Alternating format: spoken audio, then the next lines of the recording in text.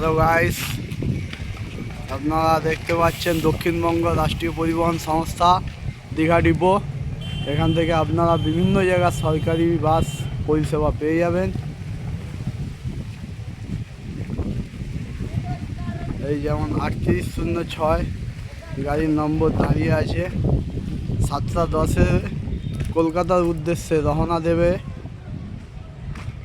Falta depot. এখান থেকে আপনি ডাইরেক্ট ফলতা ডায়মন্ড হারবার চলে যেতে পারবেন।